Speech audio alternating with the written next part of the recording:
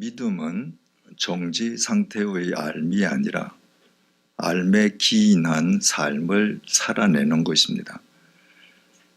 우리말 그리스도인이라고 번역된 헬라어 크리스티아노스는 그리스도를 아는 것이 아니라 그리스도를 쫓는 사람들을 일컫습니다. 이를테면 그리스도의 구원의 은혜를 감사하는 데 머물지 않고 구원받은 그리스도인답게 그리스도의 길을 걸어가는 사람을 의미합니다. 신약 성경 사도행전은 그리스도인의 길을 걸었던 사도들의 행적을 엮은 책입니다. 그러나 사도들이 처음부터 그리스도인의 길을 걸었던 것은 결코 아닙니다. 사도들은 3년 동안 주님으로부터 가르침을 받았습니다. 그러나 가장 결정적인 순간에 12명 가운데에 한 명은 은 30냥과 예수님을 바꾸었습니다. 배신한 거죠. 그리고 나머지 11명은 예수님께서 십자가의 제물로 돌아가시는 그 현장에서 예수님을 버리고 도망가 버렸습니다.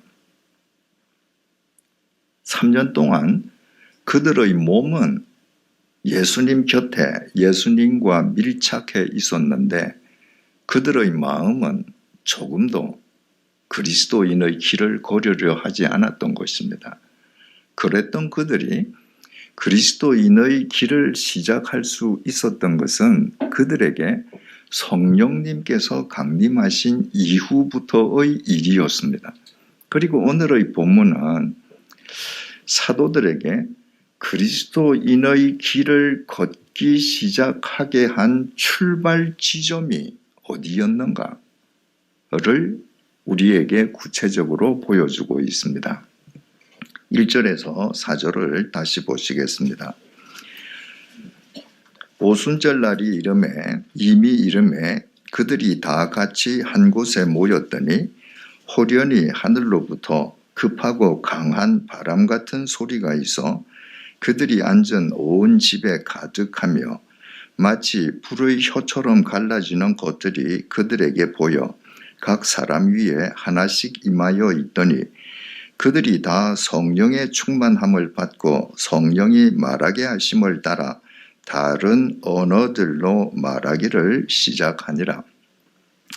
성령님께서 제자들에게 강림하신 때는 이스라엘 3대 명절 중 하나인 오순절이었습니다.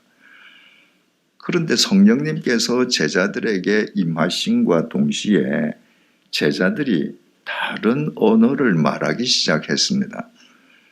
제자들이 말한 다른 언어는 흔히 우리가 오해하는 것처럼 우리가 이해할 수도 알아들을 수도 없는 신비스러운 천사들의 말이 아니었습니다. 5절에서 7절을 다시 보시겠습니다. 그때에 경건한 유대인들이 천하 각국으로부터 와서 예루살렘에 머물러 있더니 이 소리가 나매 큰 무리가 모여 각각 자기의 방언으로 제자들이 말하는 것을 듣고 소동하여 다 놀라 신기하게 여겨 이르되 보라 이 말하는 사람들이 다 갈릴리 사람이 아니냐. 주전 586년에 예루살렘이 멸망당했습니다. 그때 이스라엘 땅을 떠나서 지중해 세계로 흩어져 간 유대인들이 많았습니다. 이를테면 디아스포라 유대인들이었습니다. 그들은 흩어져 간 그 현지에서 살면서 현지의 언어를 사용했습니다. 그리고 거기에서 자식들을 낳았습니다. 그 땅에서 태어난 후손들은 자연스럽게 그 현지어를 자신들의 모국어로 사용한 것입니다.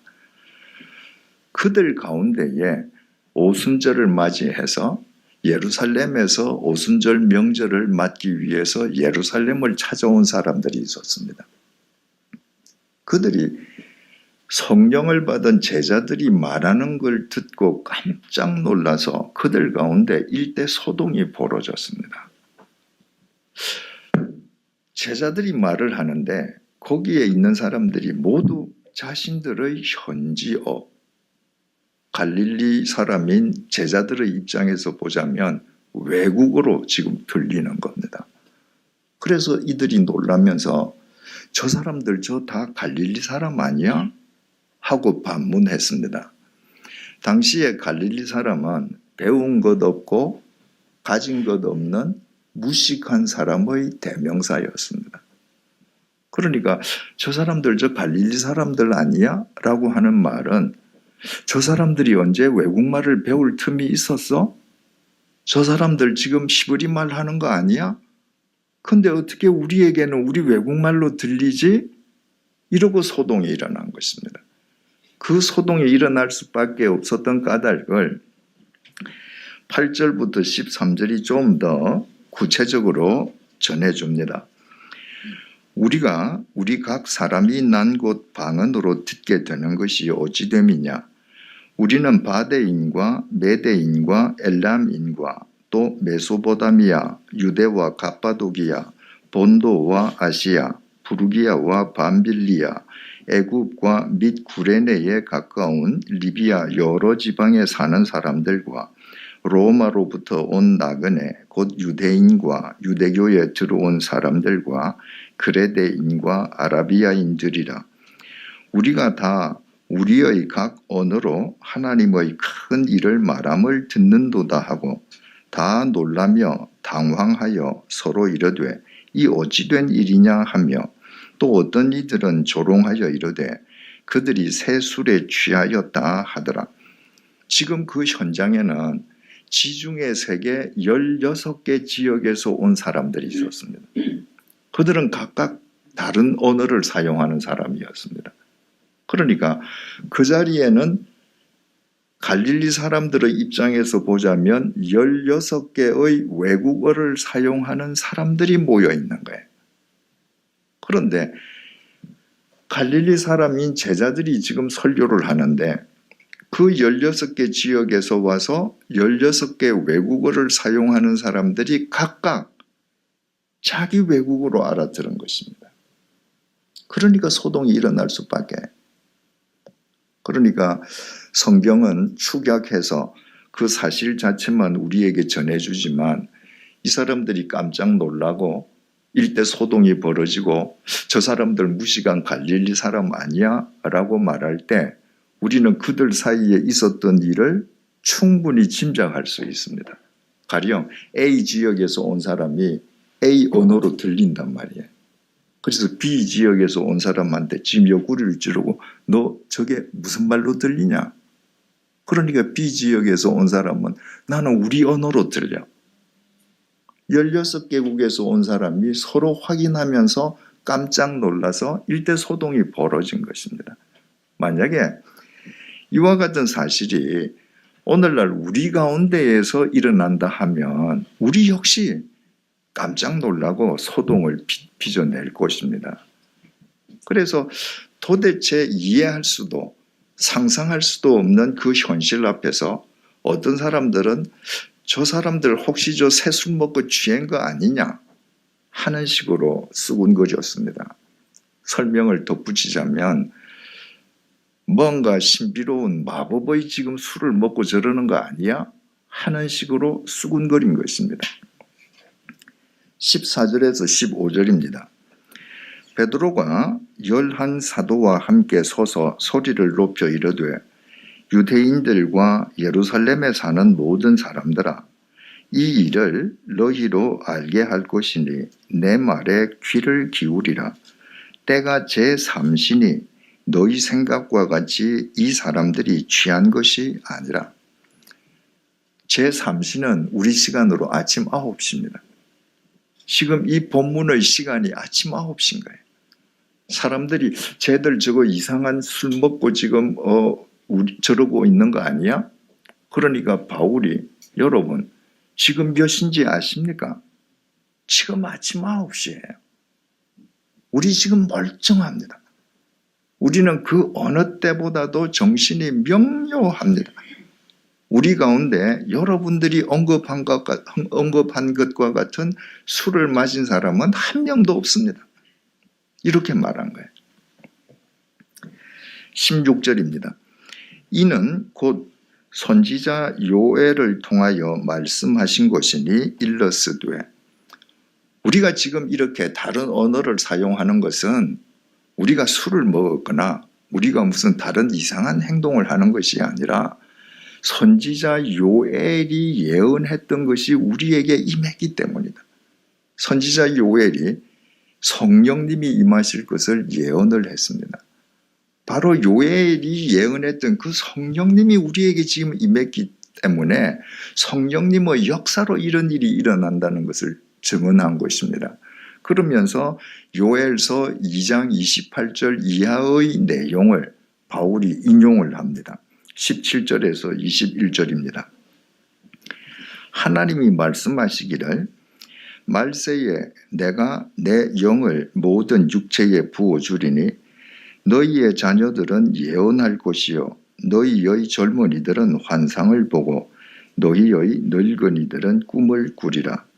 그때에 내가 내 영을 내 남종과 여종들에게 부어주리니 그들이 예언할 것이요 또 내가 위로 하늘에서는 기사를 아래로 땅에서는 징조를 베풀리니 곧 피와 불과 연기로다. 주의 크고 영화로운 날이 이르기 전에 해가 변하여 어두워지고 달이 변하여 피가 되리라. 누구든지 주의 이름을 부르는 자는 구원을 받으리라 하였느니라. 베드로가 인용한 요엘 선지자의 예언 내용은 성령님이 임하시면 자녀들이 예언을 하고 젊은이들이 환상을 보고 늙은이가 꿈을 꾸고 하늘의 해가 어둠으로 변하고 달이 핏빛으로 변한다는 거예요. 지금 베드로가 그 얘기하는 거예요. 이렇게 요엘 사도 선지자가 예언했던 그 성령이 우리에게 지금 임한 것입니다. 그런데 여러분, 베드로는 지금 요엘 선지자의 예언을 인용해서 자기들에게 성령이 임했다고 지금 변증하고 있는데 요엘 선지자가 예언했던 것이 제자들에게는 하나도 이루어진 것이 없습니다. 성령이 임했지만 지금 베드로 자녀들 중에 예언하는 자녀가 제자들 자녀 중에 예언하는 자녀가 없습니다. 지금 소위 마가의 다락방에서 기도하던 120문도에게 지금 성령이 임하셨는데 그들 가운데에 청년들이 환상을 본 청년이 없습니다.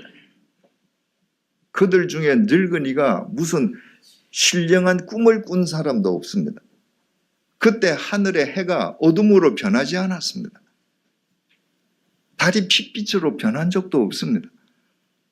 그러니까 지금 상식적으로 이성적으로만 따지자면 베드로가 인용을 전혀 잘못한 거예요. 전혀 일어나지 않은 내용을 인용하고 그래서 우리가 성령을 받았다라고 말을 했거든요. 왜 베드로가 그렇게 했을까요? 요엘 사도는 성령님께서 임하시면 자녀들이 예언을 하고 젊은이들이 환상을 보고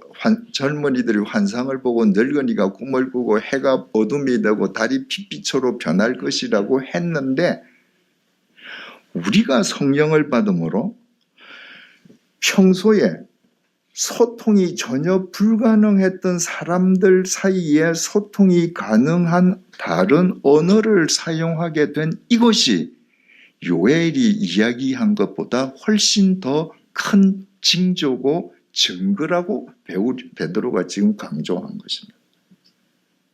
여러분, 잠시 하늘의 해가 어둠으로 변한다? 그게 우리에게 무슨 큰 유익이 있겠습니까? 달이 핏빛으로 변했다? 그것이 우리의 삶에 무슨 새로운 변화의 동력이 될 수 있겠습니까?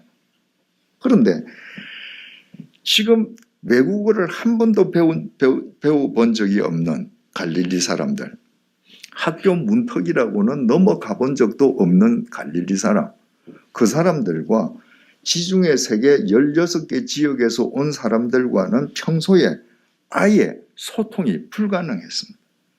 그들 사이에는 거대한 단절의 장벽이 가로막혀 있었습니다. 그런데 제자들에게 성령이 임함과 동시에 그들이 사용한 다른 언어를 통해서 그 거대한 단절의 장벽이 무너졌습니다. 그리고 소통이 불가능했던 사람들 사이에 소통이 이루어집니다. 이것보다 더 큰 성령 강림의 증거가 어디에 있겠습니까? 그래서 베드로는 요엘서에 인용된 내용이 하나도 이루어지지 아니한 것을 본인이 더 잘 알면서도 그 말씀을 인용하고 그보다 더 큰 역사가 지금 일어났기 때문에 이것은 성령의 역사다, 이러고 강조한 것입니다. 바로 오순절날 제자들이 사용했던 그 다른 언어는 아까도 말씀드린 것처럼 많은 사람들이 오해하는 것처럼 알아들을 수도 없고 이해할 수도 없는 신비스러운 천사의 말이 결코 아니었습니다. 그 자리에 앉아 있는 사람이 어느 나라 말을 사용하든 어느 지역에서 왔든 상관없이 거기에 있는 모든 사람들이 명료하게 알아들을 수 있는 소통의 언어였습니다. 그리고 사도행전 2장 41절에 의하면 바로 이날 다른 언어로 설교하는 이 제자들의 설교를 듣고 그날 그 자리에서 회개하고 세례를 받은 사람의 숫자가 무려 3,000명에 달했습니다. 보십시오. 사람과 사람의 사이를 가로막고 있던 단절의 장벽이 무너지니까, 소통이 이루어지니까 그 제자들이 주님의 생명과 사랑의 통로가 되었습니다. 여러분, 소통이 안 되는데 그리스도인이 어떻게 사랑의 통로가 되겠습니까? 이처럼 제자들이 분명히 다른 언어를 사용한 그 다른 언어는 소통의 언어였고, 그 소통의 언어를 통해서 그들은 주님의 사랑과 생명의 통로의 역할을 할 수 있게 되었던 것입니다. 우리가 잘 아는 것처럼 창세기 11장에는 바벨탑 사건이 기록되어 있습니다. 창세기 11장 1절이 이렇게 밝혀줍니다. 온 땅의 언어가 하나요, 말이 하나였더라. 여러분, 바벨탑 사건이 일어나기 전에는 이 세상에 있는 모든 사람들이 단 하나의 언어만 사용했습니다. 그러니까 모든 사람이 다 소통이 되는 거예요. 그런데 서로 소통되는 언어를 사용하는 그 사람들이 그 소통의 언어를 가지고 뭘 하려고 했는가? 우리 하늘에 닿는 탑을 쌓자는 거예요. 당시의 사람들은 돌 대신에 벽돌을 만들어 사용할 수 있었습니다. 또 진흙 대신에 아스팔트를 채굴해서 사용할 수 있었습니다. 돌로 집을 지으면요, 쌓아 올리는데 한계가 있지 않습니까? 그런데 벽돌을 구워서 만들고 아스팔트를 채굴해서 아스팔트를 벽돌과 벽돌 사이에 접착제로 넣으니까 사람들이 원하는 높이만큼 건축물을 만들 수 있는 겁니다. 그러니까 당시의 벽돌과 아스팔트는 당시로서는 첨단 과학이었습니다. 그들은 자신들의 그 첨단 과학을 이용해서 하늘에 닿는 탑을 만들자는 겁니다. 이유는 하나입니다. 우리가 하늘에 닿는 탑을 만들어서 어디서든지 그 탑이 보이게 해서 우리가 흩어짐을 면하자. 소통의 언어로 그들이 하려고 했던 것이 바로 그것입니다. 그러니까 쉽게 말하자면 우리 인간들이 우리 인간의 구심점이 되자는 거예요. 우리가 인간의 구심점이 되고 목표가 되자. 하나님이 보시기에 가관이 아니겠습니까? 겨우 벽돌과 아스팔트를 첨단 과학이라고 생각하고 하늘에 닿겠다. 스스로 하나님의 자리에 앉아서 인간의 구심점이 되겠다. 우리가 생각하면 참 우습죠. 그러나 하나님 보시면 오늘날 인간도 똑같지 않겠습니까? 창세기 11장 당시와 오늘날 비하면 과학은 비교가 불가능할 정도로 발전되어 있습니다. 그러나 하나님 보시기에는 벽돌과 아스팔트로 첨단 과학을 누린다고 자랑하던 교만하던 그 당시 인간이나 지금 인간이나 똑같은 것이죠. 이 끝도 없는 광활한 우주 속에서 인간은 겨우 달나라 몇 행성에 로켓 보내고 우주를 정복한 듯이 얘기하지 않습니까? 벽돌과 아스팔트로 하늘에 닿자고 하는 것과 똑같습니다. 하나님께서 그 교만한 인간, 스스로 인간의 구심점이 되고 하나님의 자리에 앉으려는 그 인간들을 언어를 흩어버리심으로 그 교만의 바벨탑을 무산시켜 버리셨습니다. 그때부터 언어가 흩어져서 언어가 많아지게 되었습니다. 그래서 언어가 다 갈라졌는데 동일한 언어를 사용하는 사람들 사이에서도 소통이 불가능하게 되었습니다. 왜? 인간의 교만은 소통을 가로막는 가장 거대한 장벽이기 때문이에요. 우리가 한국말 사용한다고 다 소통됩니까? 아니잖아요. 우리가 바벨의 마음으로, 바벨의 교만으로 우리가 이야기하는 한 한국말을 하는데도 우리 서로 소통되지 않습니다. 이렇게 갈라졌던 언어, 인간과 인간의 소통이 단절되었던 그 단절의 장벽이 오순절날 성령님께서 강림하시고 그 제자들이 다른 언어를 사용함으로 인해서 비로소 인간 간의 소통이 이루어졌다는 거예요. 세상의 언어가 달라도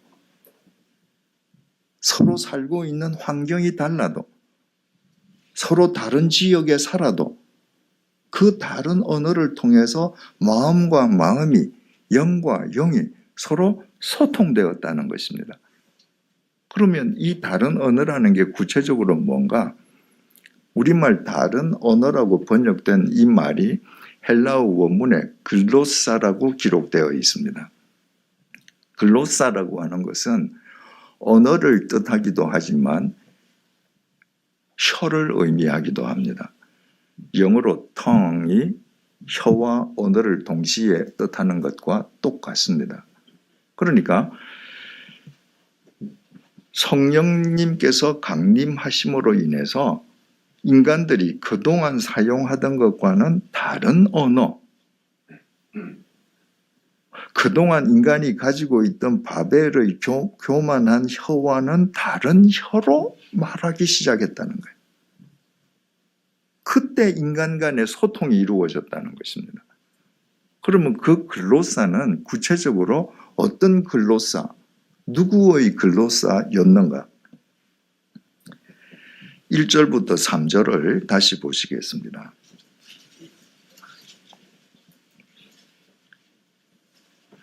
오순절날이 이미 이름에 그들이 다 같이 한 곳에 모였더니 호련히 하늘로부터 급하고 강한 바람 같은 소리가 있어 그들이 앉은 온 집에 가득하며 마치 불의 혀처럼 갈라지는 것들이 그들에게 보여 각 사람 위에 하나씩 임하여 있더니 성령님이 강림하실 때 현상이 급하고 강한 바람 소리가 일어나면서 마치 불의 혀처럼 갈라지는 것들이 제자들에게 임했습니다. 불의 혀처럼 갈라지는 것들, 이 혀가 글로사입니다. 이거를 헬라어 원문을 그대로 더 알기 쉽게 정확하게 번역하면 갈라지는 불처럼 보이는 혀들이 제자들에게 임했다는 것입니다. 갈라지는 불처럼 보이는 혀들이, 글로사가 제자들에게 임했다. 누구의 글로사입니까? 주님의 글로사입니다. 제자들에게 주님의 글로사, 바벨의 인간의 혀가 아니라 주님의 글로사, 주님의 혀, 주님의 언어가 임했을 때 배운 것도 없고 공부해 본 적도 없는 무식한 갈릴리의 제자들은 여전히 평소에 사용하던 히브리어로 말했을 뿐이지만 그 주님의 글로사를 덧입었을 때 외국어를 쓰는 상대들을 그들과 마음과 마음이 영과 영이 정확하게 소통이 되었다는 것입니다. 바로 이것입니다. 성령님의 강림 속에서 제자들이 그리스도인의 길을 걷게 된 출발 지점이 그들이 주님의 글로사를 덧입은 그 지점이었습니다. 만약에 그들이 주님의 글로사를 덧입지 못했다면 그들이 성령님을 경험하고도 계속해서 바벨의 교만한 자신들의 글로사, 혀를 지니고 있었더라고 하면 주님의 통로가 되지 못했을 것입니다. 그들이 주님의 글로사를 덧입고 주님의 글로사로 살아갈 때 그들의 삶 속에 그리스도인의 길이 시작되는 것이었습니다. 여러분, 우리가 잘 아는 것처럼 예수님의 제자들 속에 다양한 사람들이 있지 않았습니까? 열심당은 시몬도 있었고요. 세리 마태도 있었습니다. 열심당은 시몬은 어떤 사람이냐면 칼을 들고 무력으로 로마 제국을 물리치고 정치적인 독립을 쟁취해야 된다는 사람입니다. 세리 마태는 어떤 사람이에요? 동족의 고혈을 짜가지고 로마 제국에 세금을 갖다 바치고 도급액 할당량 나머지는 전부 자기가 착복하던 불의한 인간입니다. 이 칼을 들고 독립을 쟁취하겠다는 이 젊은 시몬이 볼 때 이 매국노 같은 이 마태 세리는 반드시 제거해야 될 공적 1호입니다. 마태 세리가 보면 칼 한 자루를 들고 세계 최대의 제국인 로마 제국을 이기겠다는 청년 시몬은 세상이 어떻게 돌아가는지 모르는 철부지 어린아이에 불과한 겁니다. 그 두 사람은 절대로 한 테이블에 앉을 수 없습니다. 그런데 예수 그리스도 때문에 그들은 한 테이블에 앉아서 주님과 3년을 지냈습니다. 주님께서 부활 승천하신 뒤에 그래 이제는 우리 헤어지자. 자기 길 갔습니까? 아니었습니다. 그 열심당원 시몬과 그 노회한 마태는 같이 주님의 제자로서 주님을 증언하다가 순교당했습니다. 어떻게 그게 가능했겠습니까? 그들의 글로사를 지니고 있었다면 그들은 주님의 부활 승천과 더불어 헤어졌어야만 합니다. 그들이 주님의 글로사를 덧입었을 때 서로가 서로에게 주님의 글로사가 되어줄 때 전혀 이질적인 인간이었지만 그들은 주님의 증인으로서 사도로서의 역할을 완수할 수 있었습니다. 여러분, 지중해 세계를 복음화시키고 로마 제국을 복음화시키고 결과적으로 세계 역사의 물줄기를 바꾼 교회는 예루살렘 모 교회가 아니었습니다. 영적으로 보자면 예루살렘에서 떨어진 저 변방의 안티옥 교회였습니다.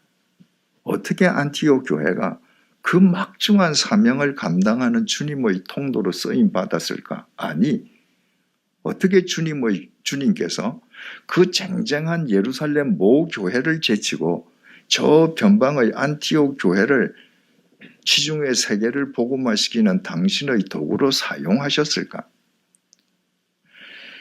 사도행전 13장 1절이 이렇게 증언합니다. 그냥 들어보십시오. 안티옥 교회에 선지자들과 교사들이 있으니 곧 바나바와 니게르라 하는 시므온과 구레네 사람 루기오와 분봉왕 헤롯의 젖동생 마나엔과 및 사울이라. 바로 안티옥 교회 지도자 명단, 요즘 우리 용어로 얘기하자면 안티옥 교회 당회원 명단입니다. 거기에 5명이 나와요. 첫 번째 인물은 바나바입니다. 정통 유대인이고 레위 지파 출신입니다. 어디 흠잡을 데가 없습니다. 두 번째 사람은 니게르라 하는 시므온입니다. 라틴어 니게르에서 나온 단어가 니그로입니다. 여러분, 블랙과 니그로는 같은 말이 아닙니다. 영어로 블랙은 흑인을 가리켜요. 니그로는요, 흑인 노예를 일컫습니다. 그러니까 성경이 시므온을 가리키면서 니게르라 하는 시므온, 이 말은 니그로였던 시므온 이 말이에요. 시므온은 니그로 노예 출신입니다. 2000년 전에는 철저하게 계급 사회입니다. 그런데 흑인 니그로 노예였던 시므온이 안티옥 교회 당회원이 되어 있습니다. 세 번째 인물은 구레네 사람 루기오예요. 구레네는 지금의 아프리카 리비아인데, 이 루기아는 아프리카 리비아 출신이라는 것 이외에 소개할 게 아무것도 없습니다. 보잘것없는 사람이죠. 그 사람도 안티옥 교회 당회원입니다. 네 번째가 분봉왕 젖동생 마나엔입니다. 젖동생이라고 하는 헬라어 신트로포스는 한 어머니의 젖을 같이 빤 친동생도 신트로포스, 젖동생이라고 부르고, 어릴 때부터 한 동네나 한 학교에서 같이 자라난 중마 고우도 신트로포스라고 합니다.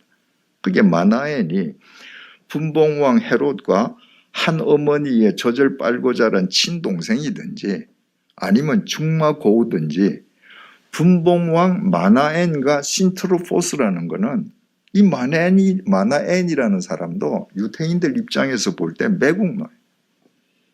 로마 제국에 빌붙어서 자기 가문의 부귀영화를 누리던 사람입니다. 우리나라 역사로 말하자면 일제강점기 시대에 이완용의 동생이 어느 교회 당회원이 된 거하고 똑같습니다. 다섯 번째 인물이 교회를 짓밟던 예수의 대적 바울이었습니다. 여러분, 상식적으로 이 5사람이 한 테이블에 앉을 수 있겠습니까? 불가능했습니다. 이들끼리라면 절대로 이들은 함께 동역할 수 없습니다. 그런데 이들이 주님의 근로사가 되어서 서로를 위한 근로사의 역할을 할 때 그들이 안티옥 교회 당회를 이루고 주님의 몸된 교회를 이끌어 갔습니다. 완벽한 보편적 교회였던 것입니다. 그때 주님께서 그 안티옥 교회를 들어서 세계의 역사를 바꾸게 하셨습니다. 바로 그리스도인 한 사람이 주님의 근로사로서 그리스도인의 길을 걷는 것이 얼마나 엄청난 결과를 초래하는지를 이 안티옥 교회 5사람이 우리에게 보여주고 있습니다.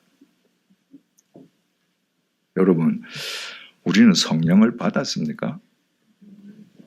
그 증거가 뭡니까?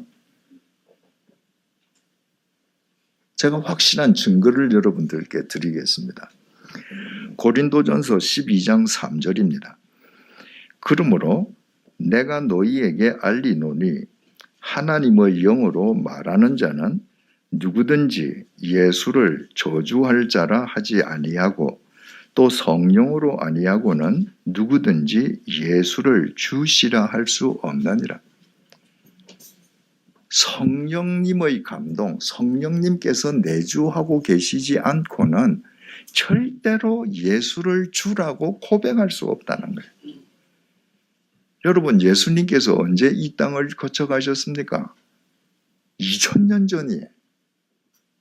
우리는 굉장히 쉽게 2000년 전 하지 않습니까? 2000년 전이 얼마나 옛날인지 아세요? 우리나라 역사로 따지자면 2000년 전은요, 박혁거세가 알 까고 나올 때입니다. 근데 박혁거세가 알 까고 나왔다면 여러분들 다 웃습니다. 안 믿는 거예요. 근데 박혁거세가 알 까고 나왔다는 것이나 2000년 전에 예수가 처녀 몸에서 태어났다는 거나 차이가 있습니까? 그 예수가 2000년 후에 태어날 내 죄를 위해서 십자가에 못 박혀 죽었답니다. 그리고 사흘 만에 죽음을 깨트리고 부활해서 우리에게 영원한 생명의 길을 놓아주셨대요. 황당무계한 소리죠. 안 믿는 사람들이 더 많습니다, 세상에는. 그런데 우리는 믿습니다. 박혁거세는 안 믿는데 예수가 동정녀 마리아에게서 난 것은 100% 믿습니다. 왜 그렇습니까? 성령께서 임해 계시기 때문입니다. 우리 속에 이미 성령님께서 내주해 계십니다.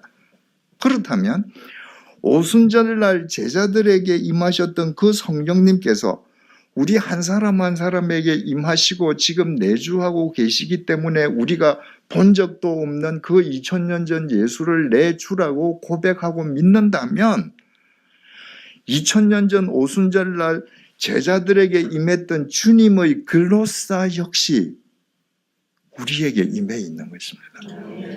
모양과 형태만 다를 뿐 주님께서는 우리에게도 필요한 대로 당신의 글로사를 다 덧입혀 주셨습니다. 제 경험을 말씀드리는 걸 양해해 주시기 바랍니다.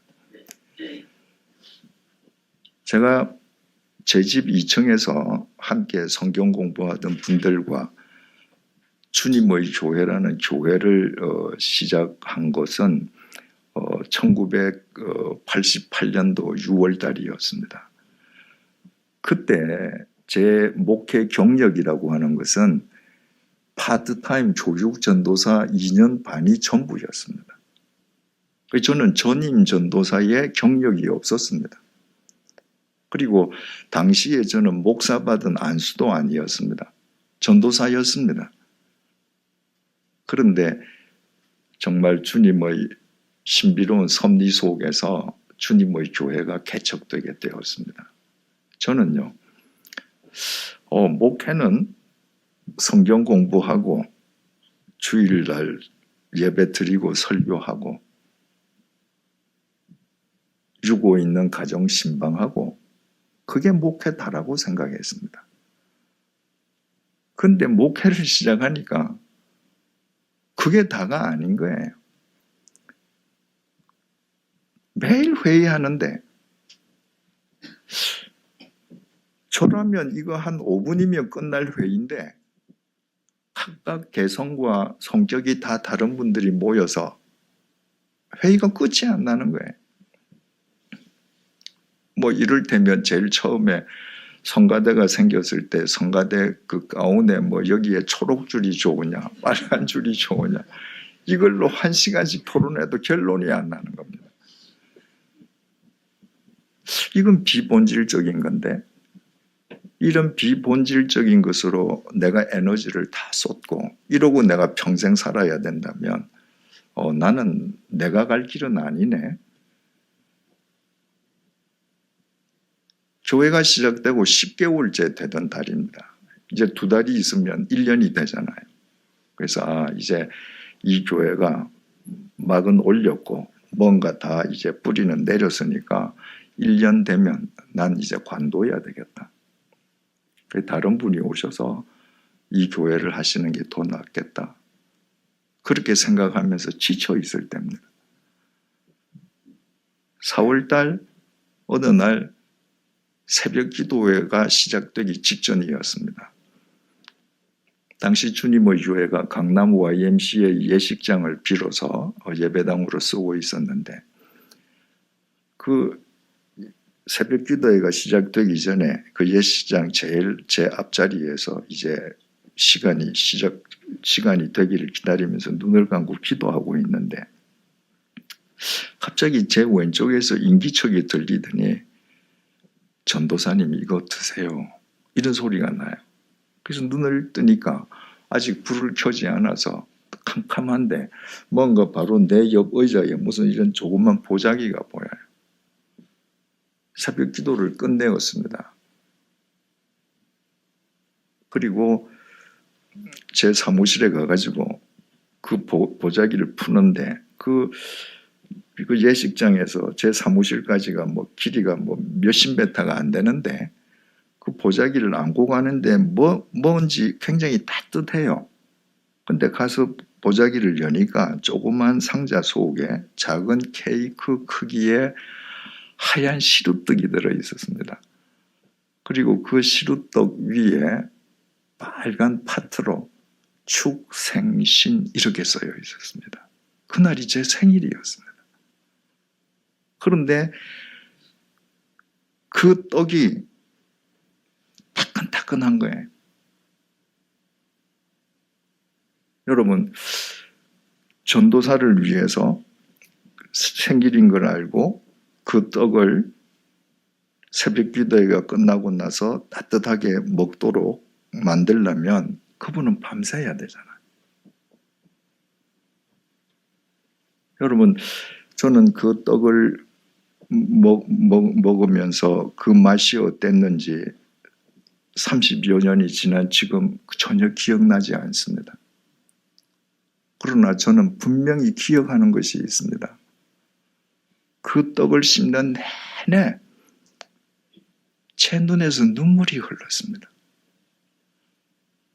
그것은 그냥 떡이 아니었습니다. 그 한 성도님의 사랑이었습니다.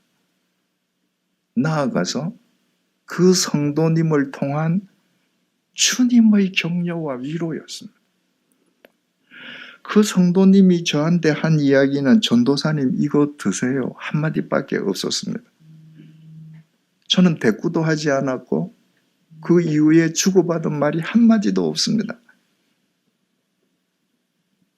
한마디로 세상의 언어로 대화를 나누지 않았지만 그러나 그분의 그 마음은 그 떡을 통해서 제 마음속에 정확하게 각인이 되었습니다. 뿐만 아니라 그 떡을 통한 주님의 사랑과 주님의 격려의 타치는 정확하게 제 마음을 쓰다듬어 주셨습니다.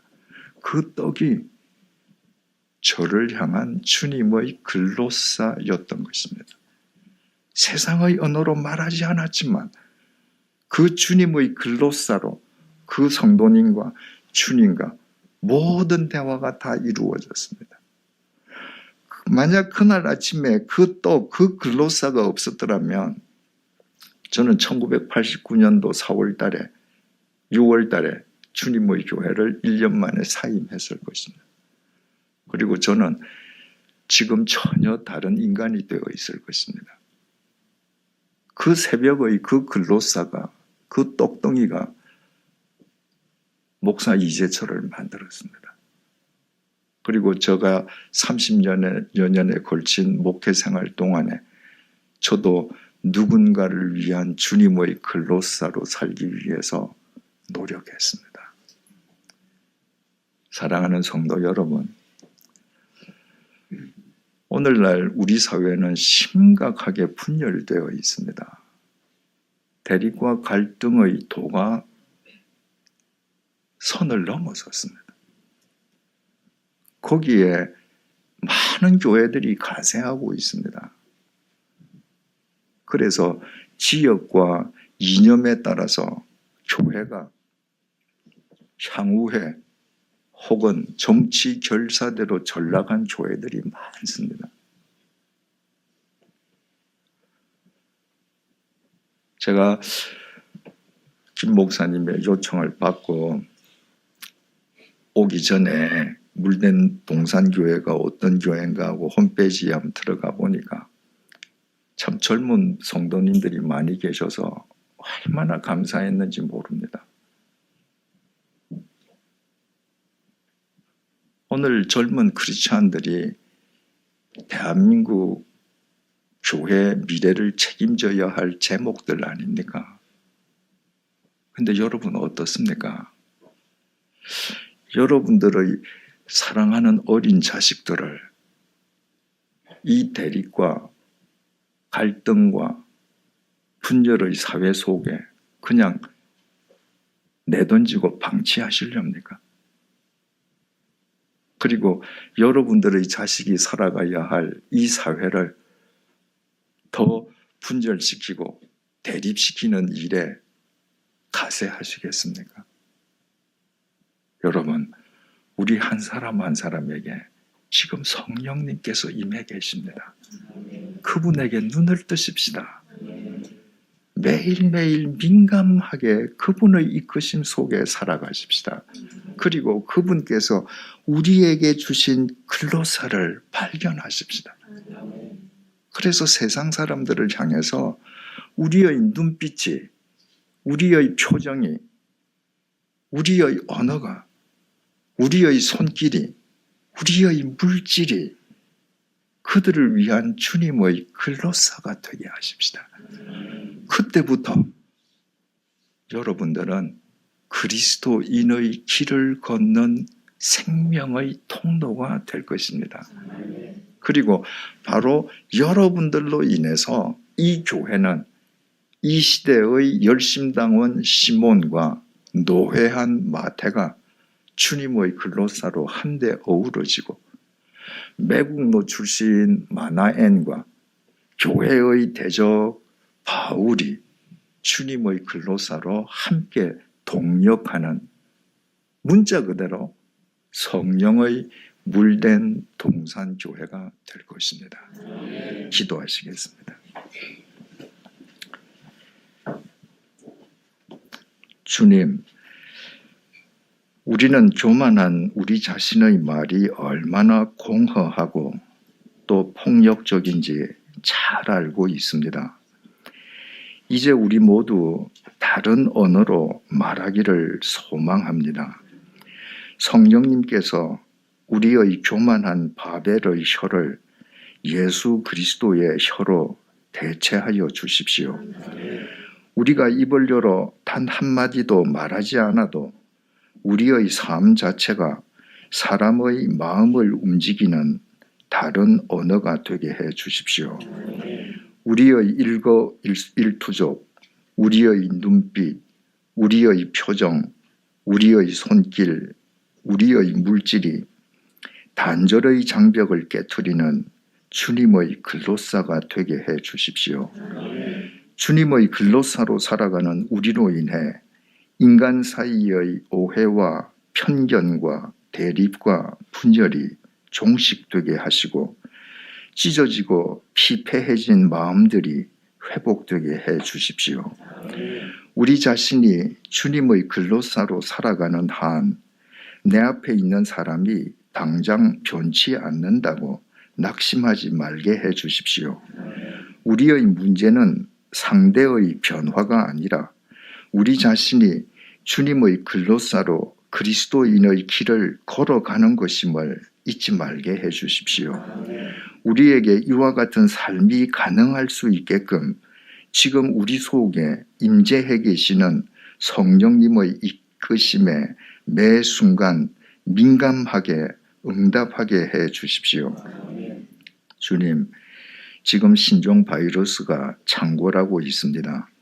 신종 바이러스로 인해 고통받는 분들을 치유해 주시고 그 가족들에게 용기를 주십시오. 신종 바이러스 퇴치를 위해 헌신하는 분들을 위로하고 격려해 주십시오. 또 정부 당국과 관련 기관이 이 상황을 속히 통제할 수 있도록 도와주십시오. 그동안 하늘을 찌를 듯한 바벨의 교만 속에 살던 우리 모두 신종 바이러스보다 연약한 우리의 실체를 꿰뚫어 보며 주님